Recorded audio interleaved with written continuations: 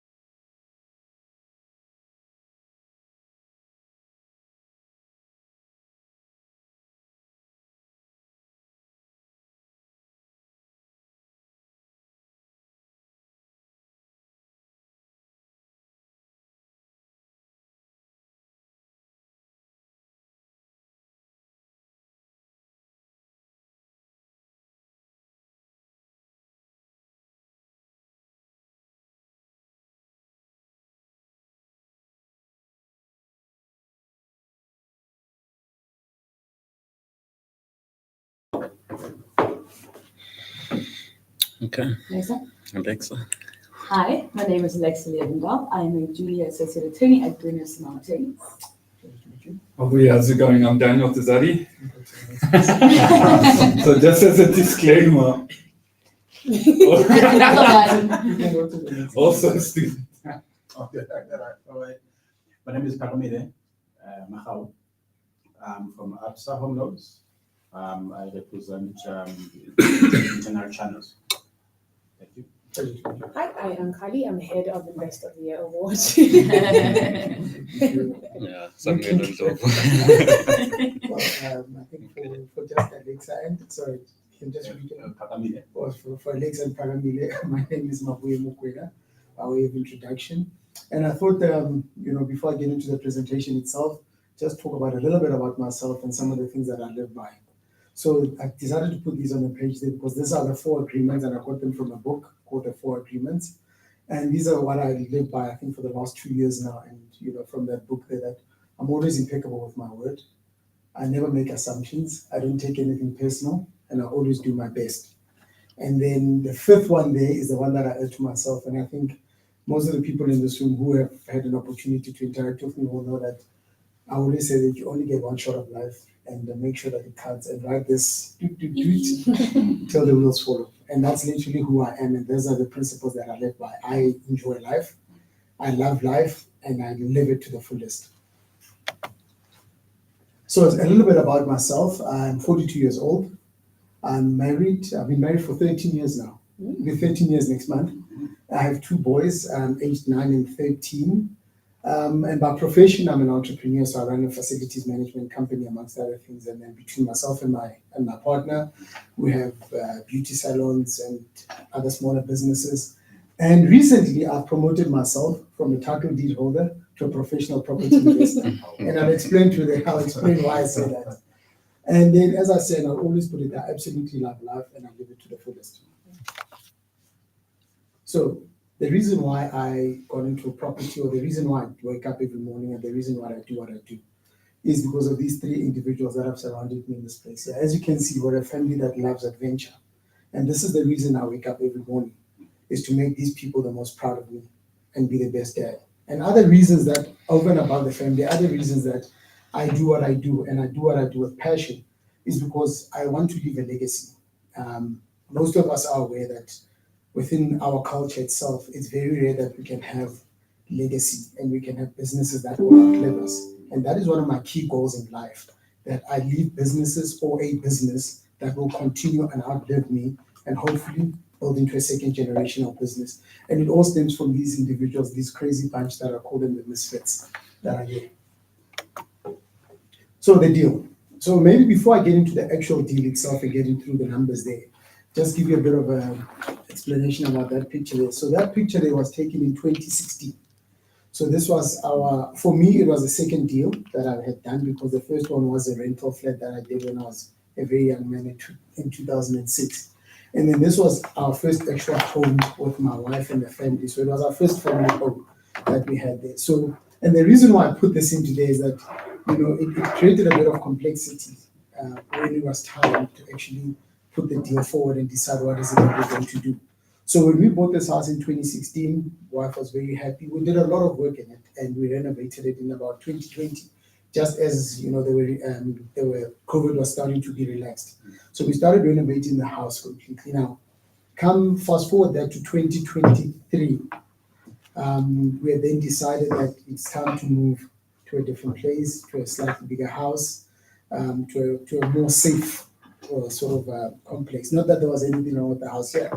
So part of the challenge that had happened is that I was okay with moving, but because this was, the boss's first home, and everything else was very sentimental, and it caused a bit of a problem with what do we then do with the house? Do we then sell the house? She was not for selling the house. Do we rent the house? So it stayed vacant for quite a while, until we decided then to probably venture now into this. And I must say, one of my coaches in this room here played a lot of important part in trying to motivate as to what it is that we can do. So then that is where the deal came through. So the deal itself is that then when the journey started, we started fixing the structures first when I first joined SAP, and we started fixing the structures, making sure that what is it that we wanted to do. So as we speak, we're in the process of putting the house itself from our personal names into the one of the companies that owns the trust, that is owned by the trust. So we then decided, okay, maybe we need to look at, so the first option was rental. Like I said, if we had sold the house, we wouldn't have made that much money, as it was still within the last 6-7 years within that, so we wouldn't have made a lot of money. And then the second option was that do we now rent it out? And when we crunched down the numbers, if we had rented it out, I think we would have been barely making profit out of that house. So I think sometimes if anything broke or something else happened, that there's a major maintenance issue, we would have had serious issues about that house. And then I confided in my coach and I said, look, I have a vacant house. Then I started doing a lot of research within the area of Northmead and realized that there's actually a lot of demand for housing and a lot of demand for townhouses and that. And then I called in my coach, and then with the help of the town planner, helping with the rules and regulations of what you can and can't do with the municipality, then we had a look at it, and then we decided to go for a four unit multi-let. And then the reason was that when we extended the house, as I said, we did a lot of renovations. So my wife is a civil engineer by profession. So when we did the house, little did we know that 3 years later, it would actually worked out perfectly, that house you will literally cut in half and be able to create 2 units within that house there. That is a 2-bedroom, 2-bathroom unit.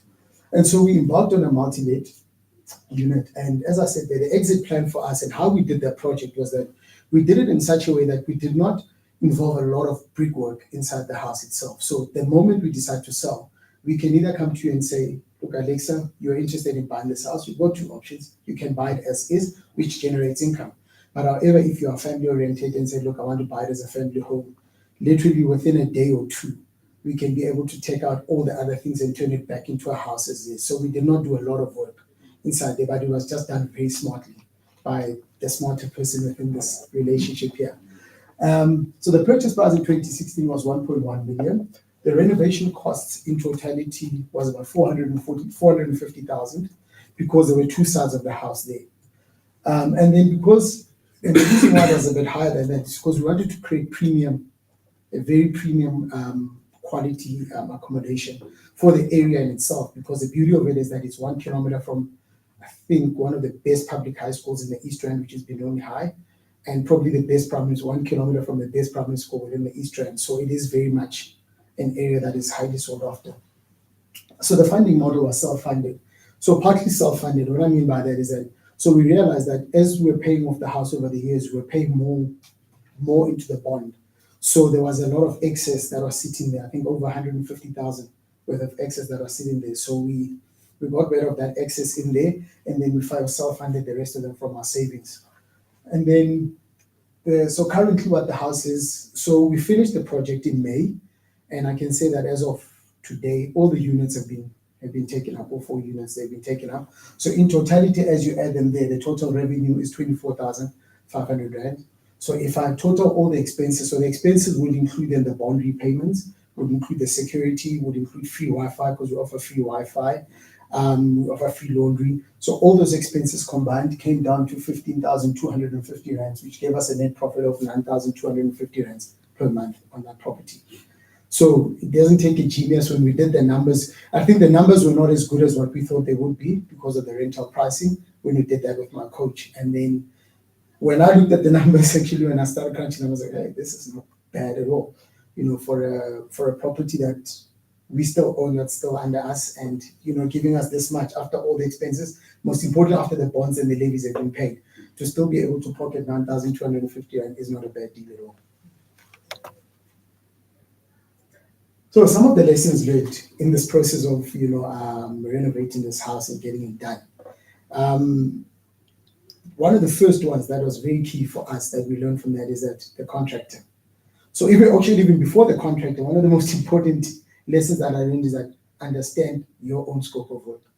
So we had to understand our own scope of work thoroughly, because I realized that if we didn't do that, 90% of the problem is that it escalates the prices. And we currently have a building like that where the scope of work was not clearly defined, and we are suffering from that. So very much so.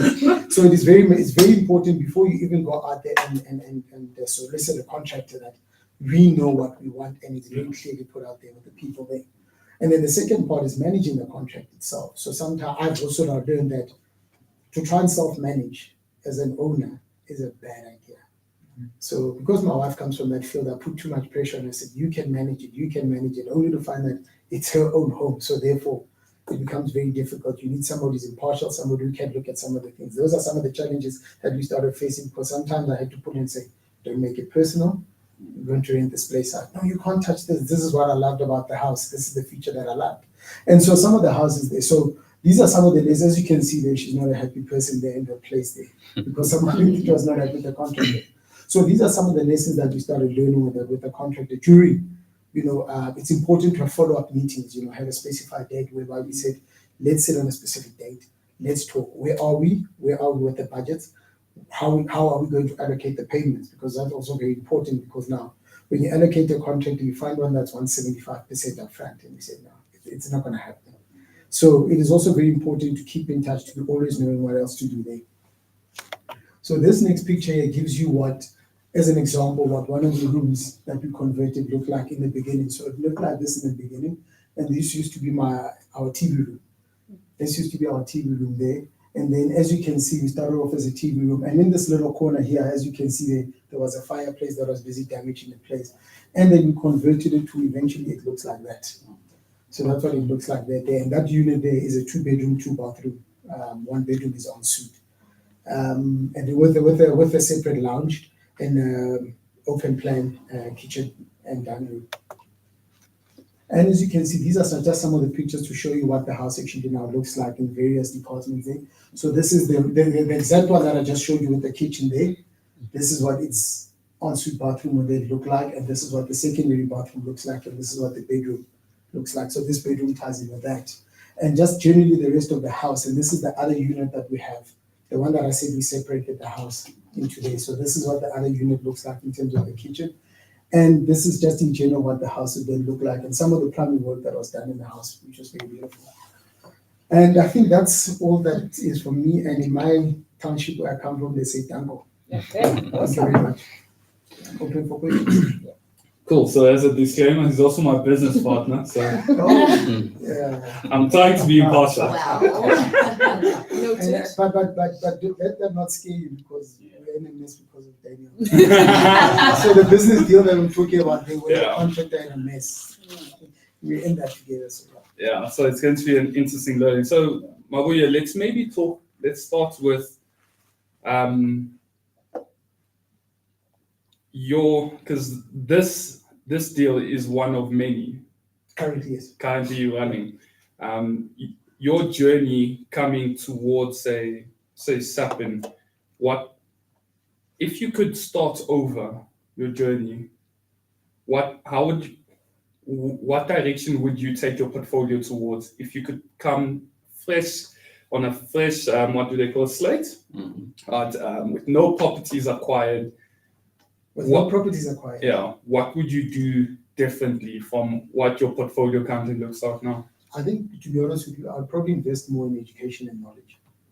That's the first thing that I realized. That's the first thing I would have done. Probably invested more time. Probably have spent a year doing what I currently am doing now with the Sapin work and the books and the knowledge, attending the different events. There's a lot of knowledge that I picked up from, whether it be with ABSA, whether it be with TAF, whether it be with Sapin itself, that I picked up, and that is what I found invaluable. And it was able to make my life easy now, and I can only imagine what it would have done back then if I had that type of knowledge. Just to say, for example, I come from an era where they said, property will make you rich. How will it make you rich? Buy one, rent it out, and then pay it off, try to pay it off quickly, then buy the other. And you realize that is so, linear. And you realize that there's so many facets of property, there's so many ways of making money, and I would invest a lot of my time in knowledge before anything else. Okay. And the rest of your journey, what does the next step look like? Because it's kind of hard judging someone that has properly allocated the right structure you're moving into now. The funding you utilize, I'll let my colleague talk about. The risk management, you did talk of your exit strategy, what does your journey look like from this point on?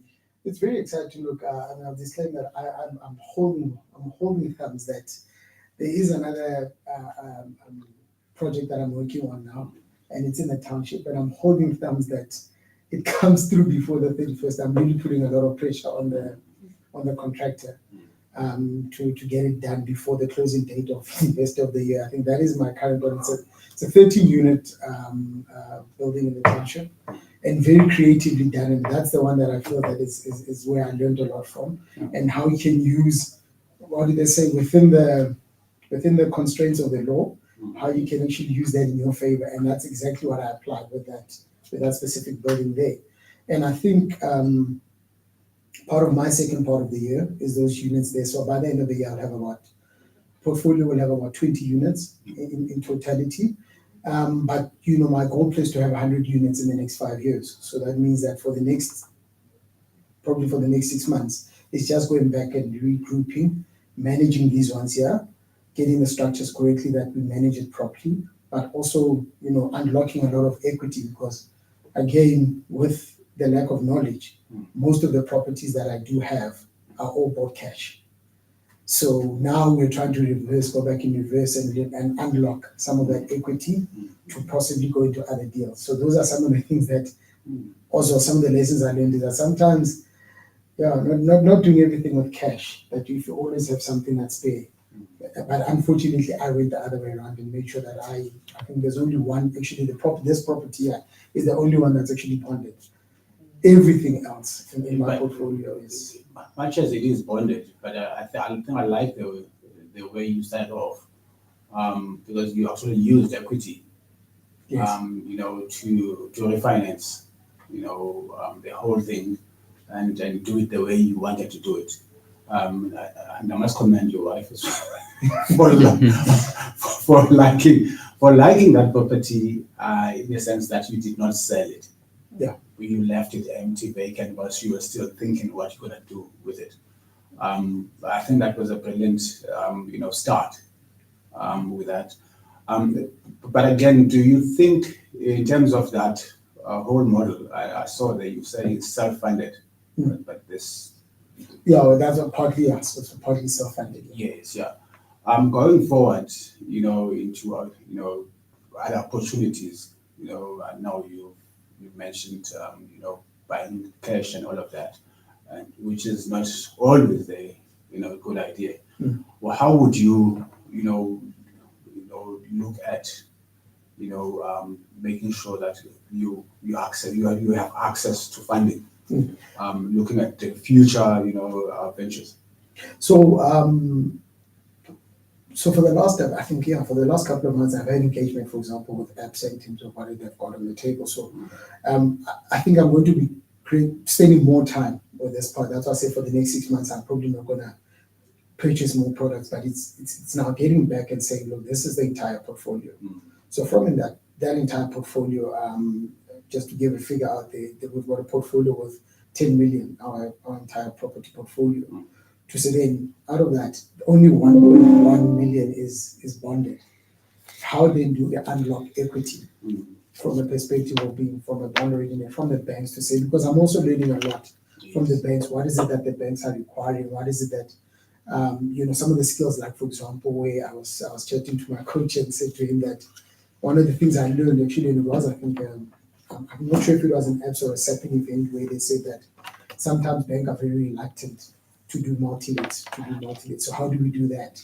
So I'm busy setting up a separate company that's going to have a master lease for all the buildings there, so that I get, so that, for example, I can get one lease under this company here that owns the buildings, so that I can be able to say, look, bank, I've got equity, I've got the security. I've got the security. You did this. No, it wasn't you. I was just telling you what my plans were. So I've got equity. I've got a lot of security in terms of the house, but I've also got cash flow in terms of one master key coming in. So if I've got 70,000 rands coming in every single month, then it's easier for the banks to say, okay, we can see where that's coming from. So those are the lessons learned. But going forward, and when I started my journey at SAPPing, I never believed in having bonds. I didn't like them. This was my preferred style, and we butted heads with my coaches in the beginning to say that this is what I feel that I need to self-fund my properties. And then you realize that, yes, it's a very good strategy if you can afford it, but it'll take you longer to achieve. For example, the 100 units that I want, then it'll take me longer. It means that I have to spend time, build up the kitty again, get somewhere. Whereas if you do it through debt, is the easiest way and the quickest way to be able to get to the goals that I have there.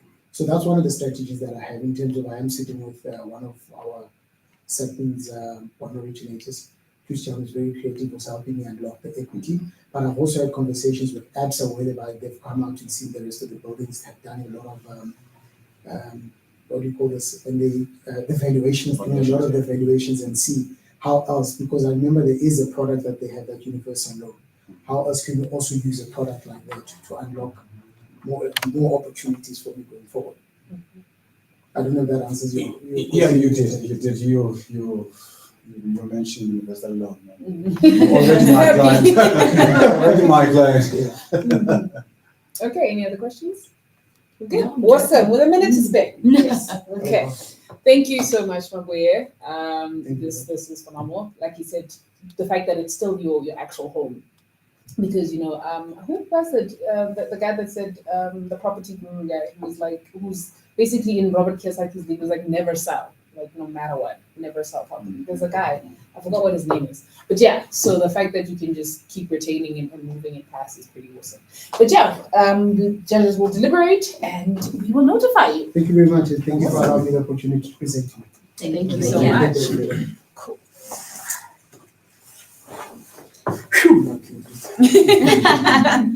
Well, who's saying no? Can you send me the Thank you. presentation? Sorry. Can you please send me? Never mind, here it is.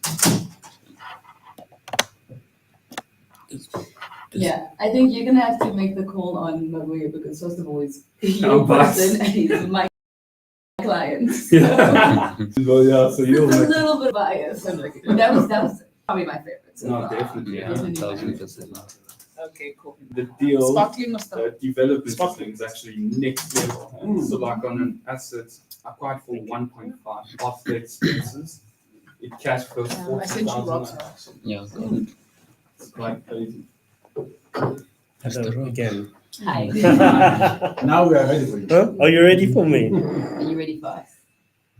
I am. I think I was born ready.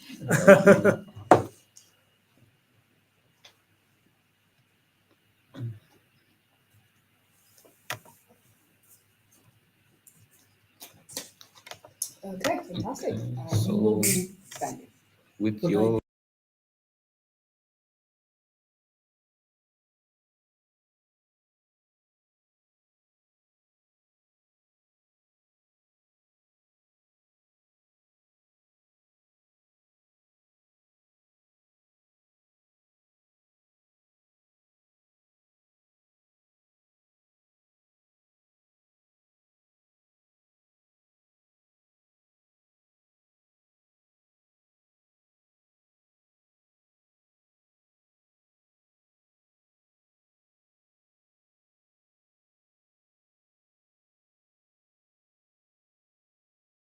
Thank you for your patience.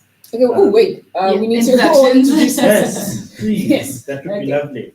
Hi, my name is Alexa Levenbaum. I'm the associate attorney from Bruno Samar Attorneys. Alexis, nice to meet you. How's it well? I'm Daniel Tizadi, head coach at Sapin and also an investor.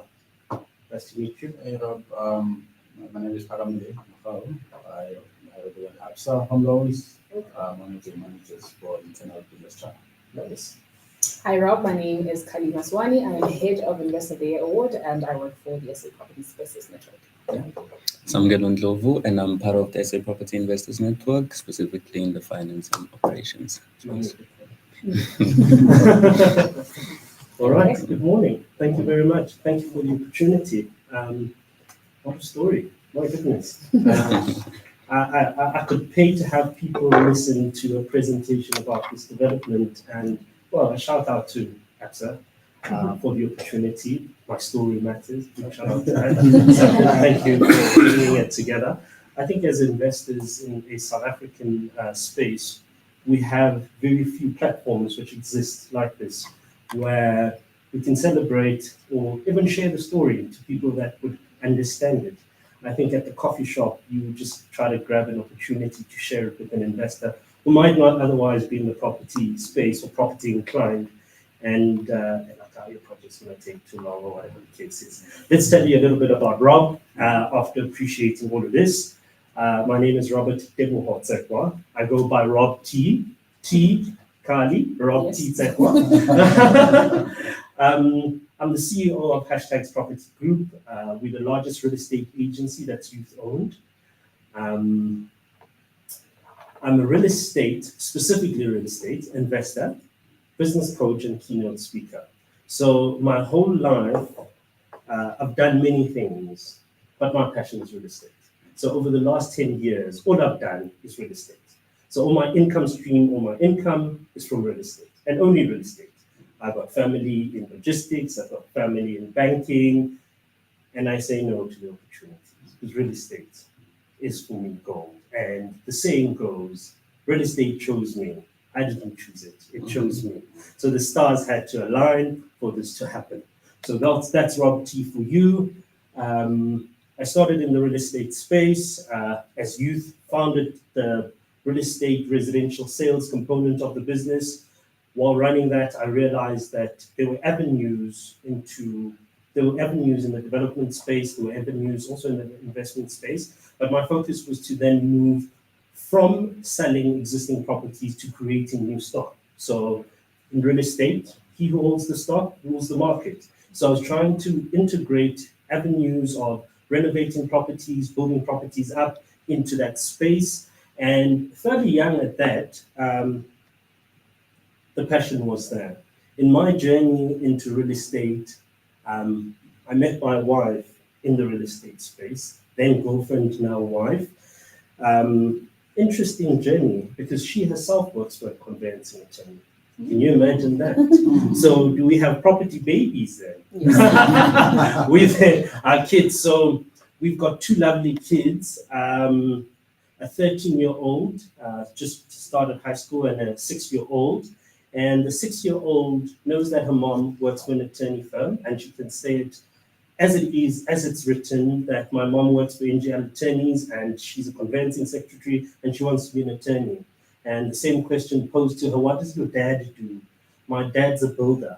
So she says, very straight to the point, okay? If you ask her to elaborate, she'll tell you, daddy drives around, looks for properties, demolishes property, and builds many properties. So she often accompanies me to site, and she likes the idea. So as a newlywed, I was confronted with an interesting problem, having worked for the bank, for one of the major banks, for just over 10 years. Time was an important thing. Yes, my blood is blue. But I like ABSA. Having worked for one of the big corporates, so I worked my whole working career for corporate for Standard Bank in the Sandton area. Started at branch level, worked my way right up until the private banking space, which I love.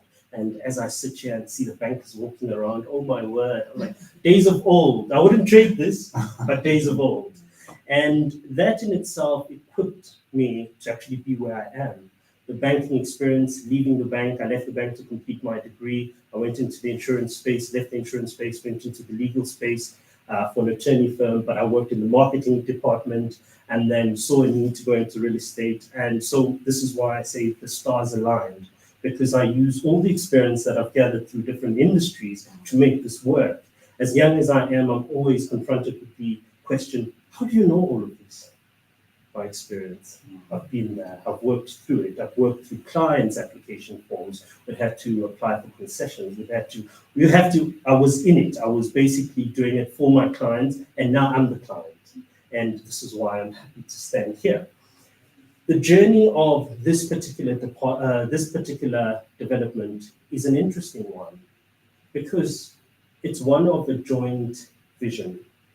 As a realtor, we find properties everywhere, but this particular property just almost raised its hand to me. When I saw it, I knew this was the one.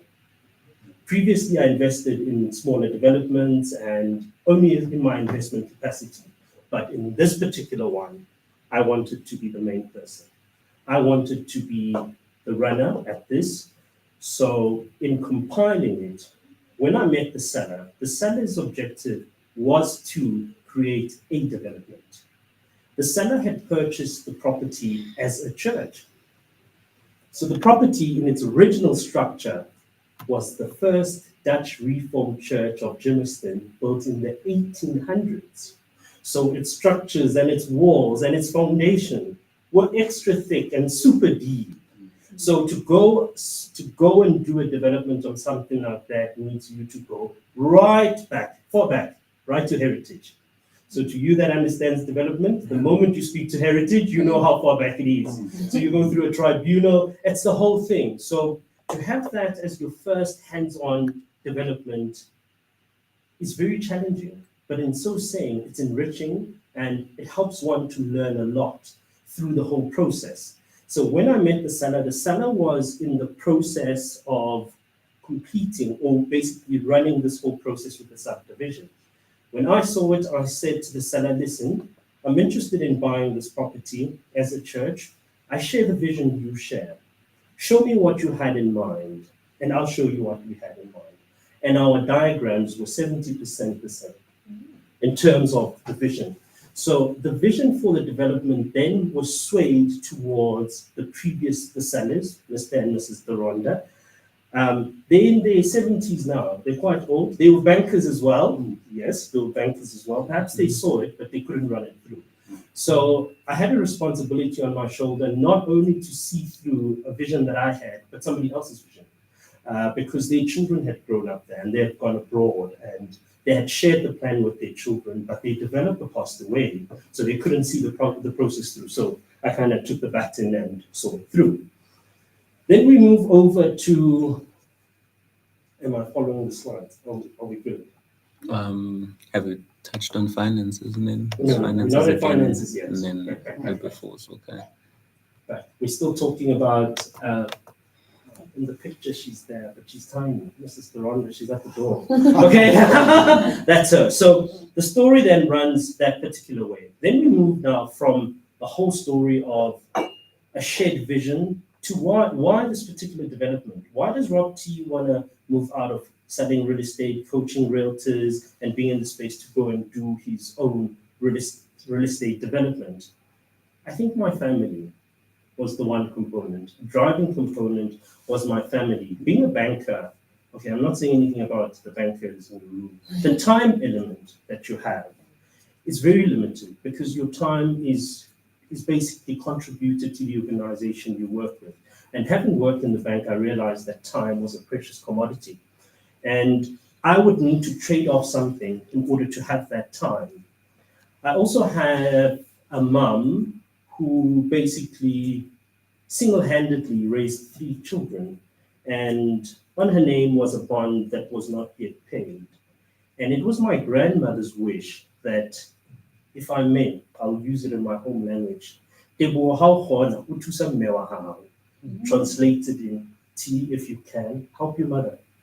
You know? And that, for me, was super deep because the very property my mother lives in is in my name. I purchased that property. So her wish was to see all her children financially free and not burdened or face a challenge of having to lose their primary home.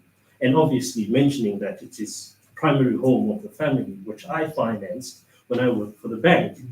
And being out of that space, it was a goal to do a development that would allow me to put her in a situation where she is financially free. So the whys were burdening, the whys were big, the whys spoke to me internally as an individual and more so as a business coach. Because now the pressure of the people I'm mentoring, I need to then set the path for them to move to the next level and say to them, listen, if I've done it, you can. And often confronted by the question of, I can assess your financials, I can look at what you did, and I can give you an advice. And too often my client asks me, Rob T, can you show me what you've done? Ooh, That's a catch. Then I'm caught with my tail between my legs because then I'm speaking from theoretical background and my vid studies, which is irrelevant for a client who's saying, listen, but I'm putting my money.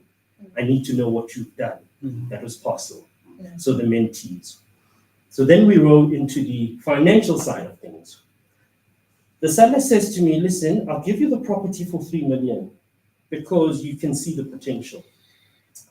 My negotiation skills kick in. I reduce the price to a workable price of 2.5 million. How do we finance this? So I use a separate company with a similar name. The real estate agency that sells the properties is Hashtags Properties. I then register a company called Hashtag Professional Properties because Hashtags Properties will dispose of the properties that are developed by a professional. Okay, hand in hand, I had a disposal method. Acquire the property for 2.5 million, and I use a private investor because financially it wouldn't have worked. My salary would have not covered that, given the fact that I already have a primary residence and I'm renting a property with my then girlfriend, now wife. Okay, so the idea that I could have gone to the bank, perhaps maybe I could have asked ABSA, hey. But, so I could have come to the bank and asked for 2.5 million, knowing how the assessment works, would have been bogus. So I decided to go the avenue of using an investor. So the structuring and the financing was very interesting. Because I used a private investor, my investor then asked me, listen, T, I like you, you're a nice guy. How do we work this? What is my security? I said to the investor, I'll divide the property into 8 portions. Okay. I'll price each portion according to the market on reports which I can obtain from Lightstone and various search platforms, which secure your money. And my investor was like, I'm happy. So the moment you fail, I make the money. He says, I'm happy to give you the money. So the deal happened. Okay. The deal happened. My second funding phase was the phase to use my own savings and some of the money in the business to then commence the building of the project. Also obtaining funds from my family, from my mother, and from my then girlfriend, now wife, to say, listen, here's the goal, here's the vision, let's make this work. And they jumped on board. That allowed me to start the project and then use the bank's money to then conclude. Happy to say that ABSA funded 2 of those properties. So which is remaining portion and portion 6. Fantastic. Yes. So you guys have me on your books on a 1.3 and a 1.3. Yeah. We have you captured. You have me captured. You have me captured. You have me. I'm available for complete capture. So then we basically look at the structure of the financing is private investor, fantastic, own savings, family savings, agent's commission, and bank's money. The agent's commission is what was used to pay for the transfer fees. Yes. So because the money was saved, I then just dotted it down a letter to say, attorneys, please pull your money from the agent's commission. And I was brought into office and I raised my hand and I was like doing all those formal things, which I thought had passed, but apparently it's still done. Yes, so that is how I got the transaction completed and transferred into my business name. And then the building of it all, the building costed me 4.8 million, which is funds that I obviously now drew again from the investor. My selling price was at 1.250 per unit to 1.4 million. And why is there a price difference when the properties are exactly the same? I phased them out. So I first started selling the first phase because there was no property, the price was less. So I drew in attention. And then I did my second phase. So my first phase I sold at 1.250. My second phase I sold at 1.3. And my third phase I sold at 1.4.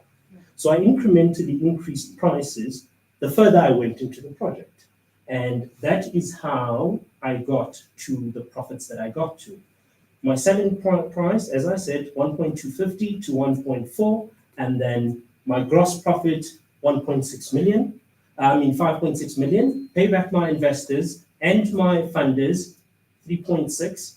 Net profit, 2,070,000. Very comprehensive, very structured, not too big, not too small, but very, very stressful. very, very involved, very, very, very, very, very, very challenging. If I'm losing hair, it's this project. So very quickly, one would realize that this, for an African child who was born in the East Rand, raised in the Soweto area, this was a dream. This was a materializing of a dream, not for self, but to inspire others.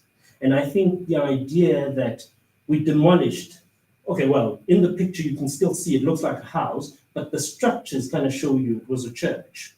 We demolished the whole church. But there's a church, there's another church down the road. So we fine for that. We demolished the church and put down properties that enabled middle income young professionals to move into an area which is predominantly a white dominated area and otherwise would not have been able to live there. And I think out of all this, that is the big takeaway. Thank you. Do you have after pictures? Yes, I've got after pictures. So how many? 1, 2, 3, One, 4, 5, during, 6, 7, 8. After pictures. Oh, nice. Nice, very After nice. pictures. Okay. And this is where the two vehicles are on the picture. That is my home. That is where I live. Oh. So I don't have a bond on that property. So I traded 20 years of work for 3 years of consistent building so that I can spend time with my family. And I can have the ultimate dream of even having time to be here without my phone ringing off the hook and not having to report to a boss. So the ultimate goal as an individual of reaching financial freedom, if I may, I've attained. Thank you. You said prices for those, Yes. 1.250 to 1.4. Okay, questions? So I think, well done on everything you have achieved. That's it. Picked up that I speak Yes, French. we. Cool. Talk to me. Let's dig a little deeper into the development. Sure. So from what you said, this first of all the transition from being a realtor towards being a developer and ultimately a business owner. I think you said something very key, which a lot of startup investors do not understand. But if you control the buyer, you control the entire market. The whole thing. And you did, I think, phenomenal job from one of your companies being the buyer to the other one being the seller. From what I gather, is the other company a developer? Yes. Your company as well. Correct. So well done on controlling that entire process. Thank you. But talk to me about the procurement phase of the development. I mean, you're doing your due diligence. Yeah. Was the property zoned? The property wasn't zoned, so I had to do the rezoning. Yeah. So obviously, having been, I feel like I have a little bit of an advantage, and this is why I say the stars kind of aligned and real estate called me.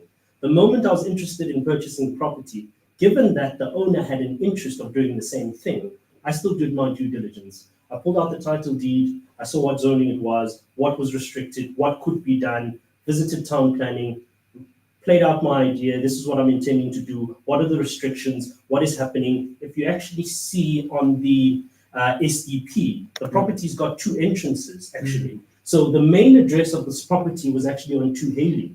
I converted the entrance onto this side, which is 13 Grace. And the development is called Park Hill on Grace. Okay.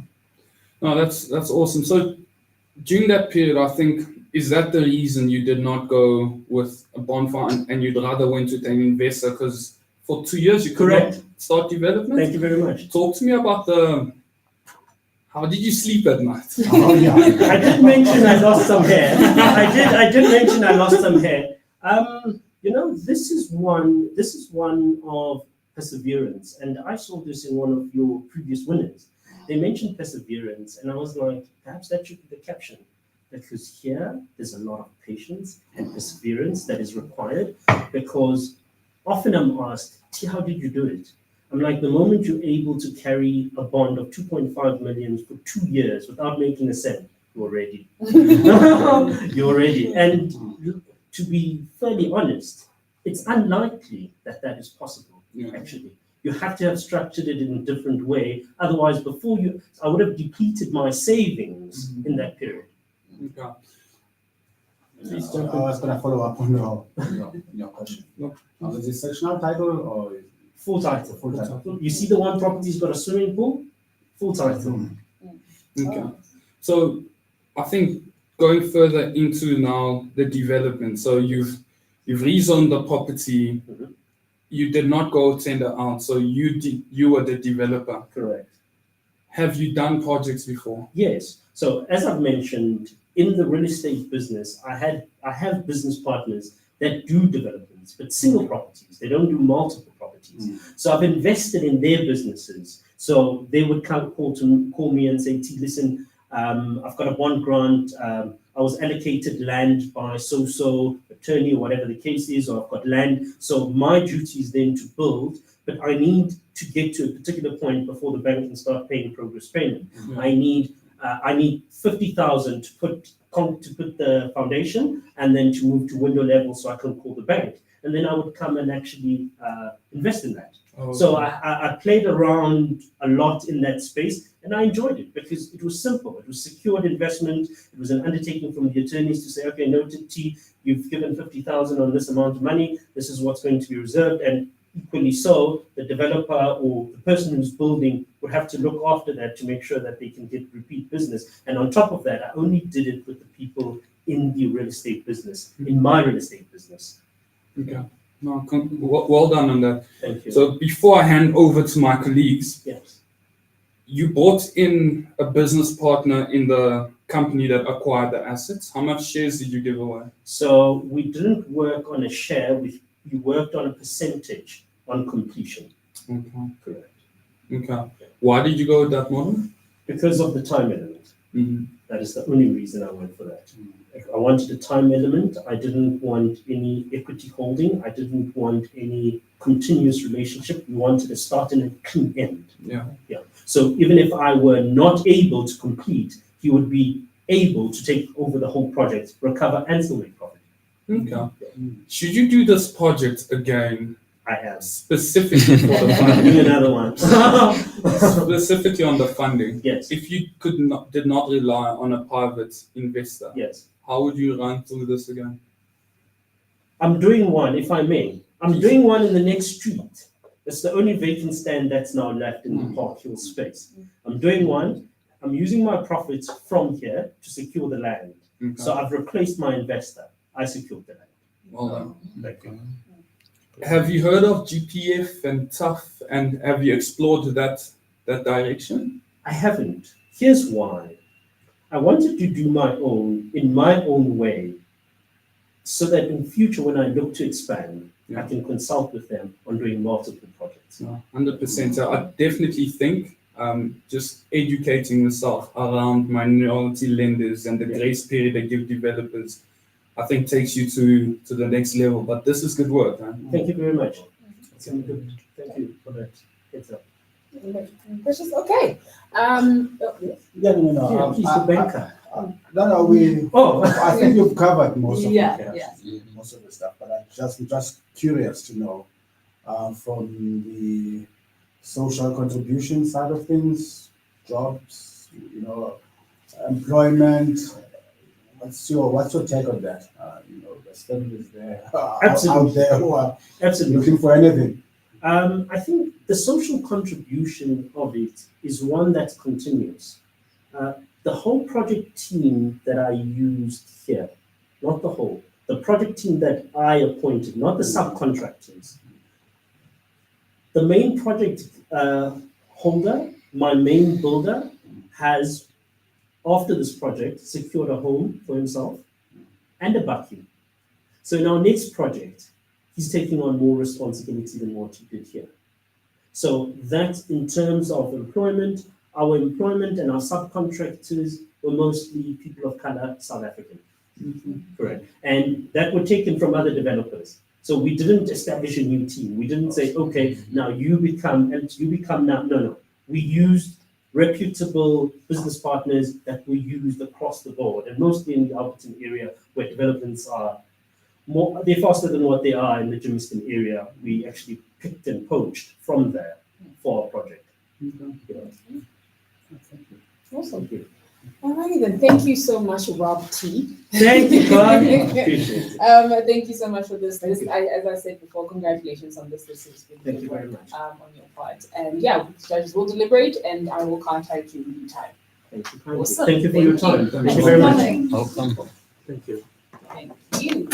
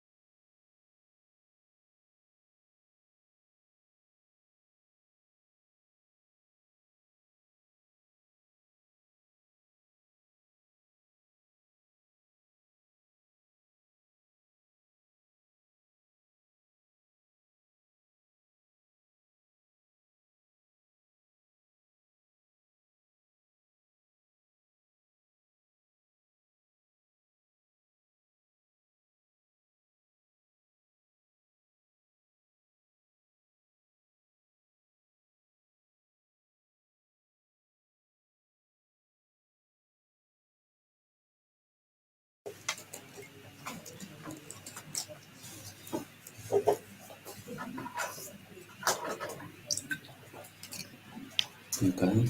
Okay, I'm just gonna start with introducing everybody. Did you tell them that there's been Oh yeah, the screen keeps on going on and off now, so don't be too alarmed.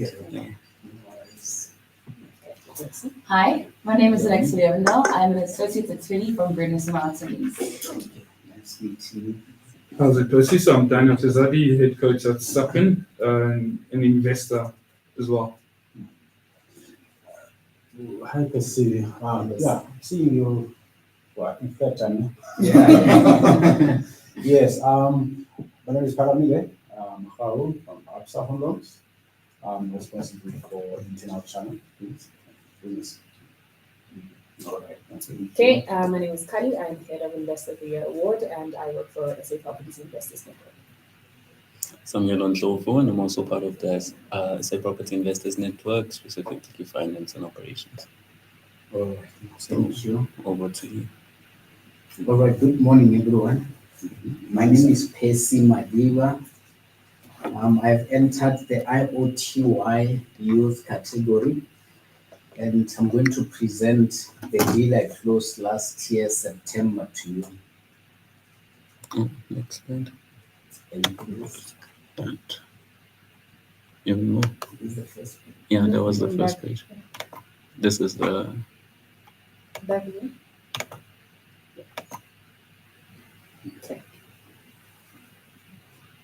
All right, yeah, I'm a son, I'm a brother to 3 siblings.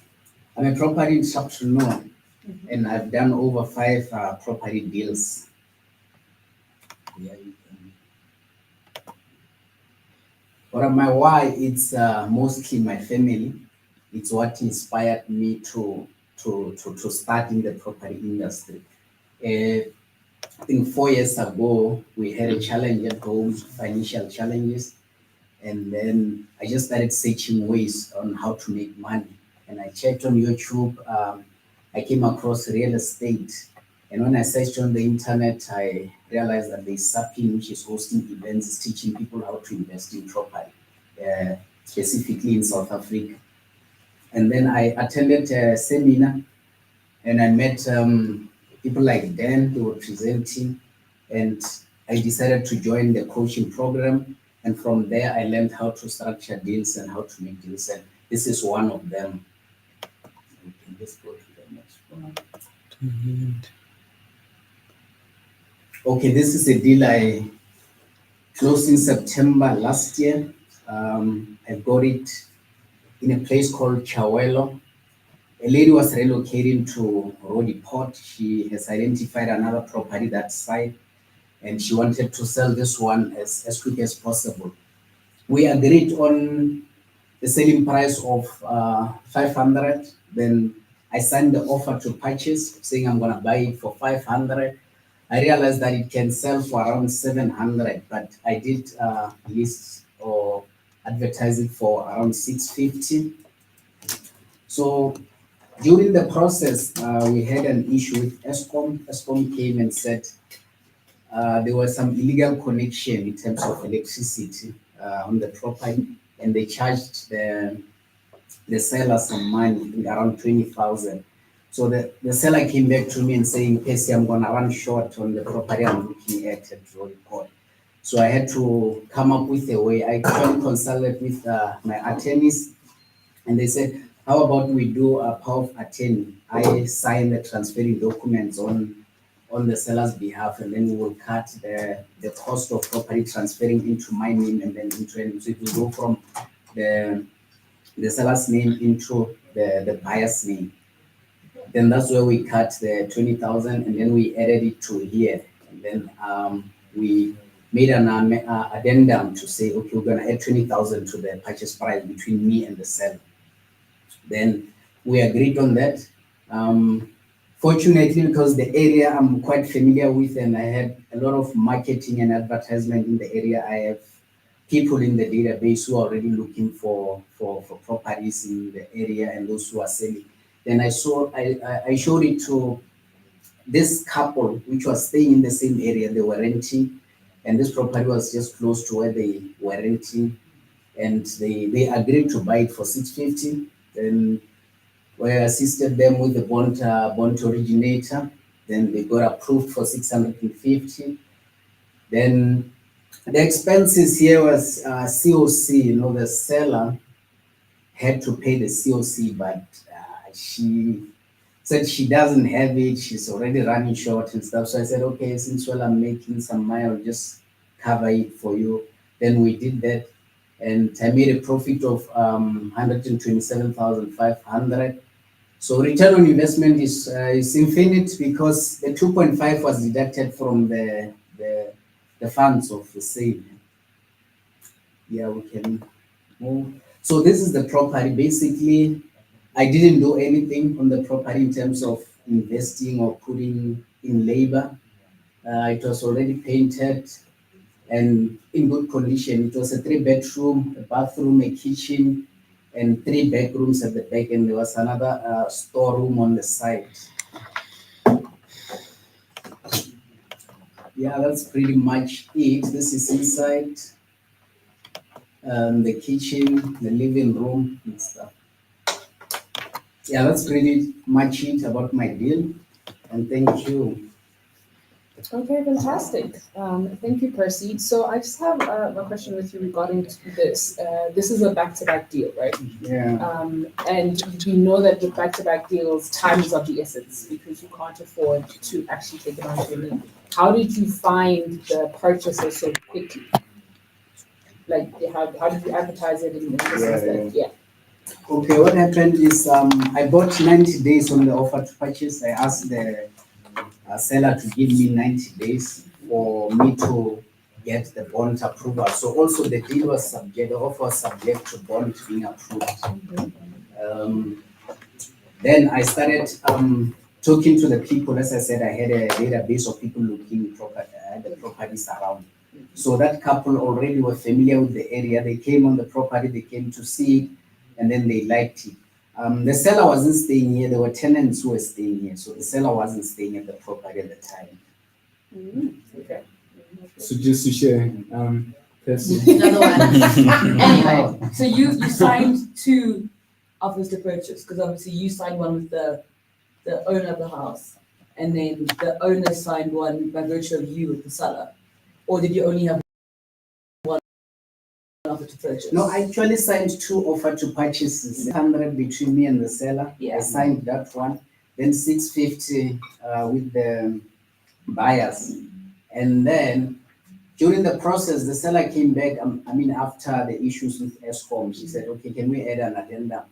Then we did that, but I asked her for power of attorney if I'm to add 20,000, because we're already in a legally binding document. Yes. Yeah. Yeah. So, Percy, I think my question stems around this is a very quick transaction, high risk, almost high rewards. I think Percy is also an estate agent, so he had a database that allowed him to move fast. Should you do this transaction again? But back, firstly, what did you do it in? Was it your personal name, in a company? How did you do this transaction? I was using my personal name. Personal name. Yeah. Okay. So again, there's pros and cons. I'm not a tax specialist. I know there's different contingencies to allow you up to a certain price where capital gains tax isn't going to be implicated. Should you do this again with this sort of creative strategy? What would you do differently with the different situations you incurred with the sellers and stuff? How would you structure it differently? Should you do another back-to-back deal? First and foremost, I'll do due diligence. I will have to find out everything regarding the property, the outstanding rates and taxes, the bond, and if there are any issues with electricity before we can get into an agreement. But yeah, I'll definitely do it again. I just need to do more due diligence. And also the structure, I think I will also be looking into doing it under a company. Yeah. Oh, definitely. And when you are reselling the property to potential buyers, what was the sentiment around the properties? How did you deal with that resale towards people that want to buy the property? What sort of strategies did you put in place? Because you've not touched the place. You didn't do any renovations. You're selling on the same property. Did you encounter any difficult buyers? How long was the period? You bought yourself 90 days. How long till you found a buyer? It took around in less than 60 days, yeah. Less than I'd 60 say around 60 days, yeah. Because I had 3 people who were interested, but one made they made an offer. Okay. Alexa, is there anything you want to add? I just want to obviously advise when it comes to the whole selling and purchasing of property via power of attorney, it's very risky. So be very careful when you enter into such deals. Can I ask how old you are and how old you were when you did this deal? Yeah, I'm 25. Okay. No, just double checking. It's obviously one of the requirements. When it comes to using the power of attorney, there's so many small things that can happen if the person passes away or is in an accident and becomes mentally incapacitated. Your entire deal will fall through.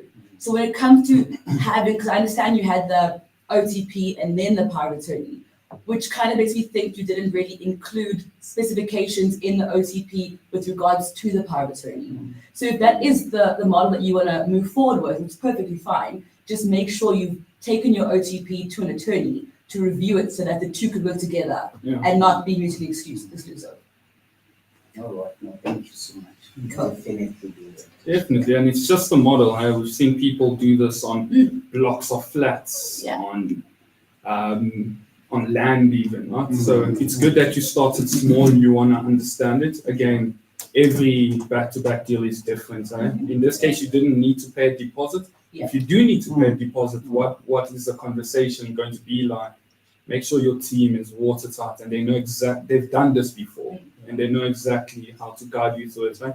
So some pointers for me, if you're going to move on to the latest stage of the competition with your presentation, I'd spend more time on who you are. Like, I mean, I know this because you've told me what you did with the funds. For instance, paying the school fees of your siblings. Right? It's not just about properties because everyone does almost the same things, right? But the stories and what it allows you to do, I'd spend a bit more time on what you did with the profits, and you never know who's inspired by your story. But Percy, well done. Hey, what's next for you? What are you currently working on? What are you looking to build towards? I'm looking into multi-lets actually. So I want to build a property portfolio of 100 million rands in the next 10 years. That's what I'm pushing towards.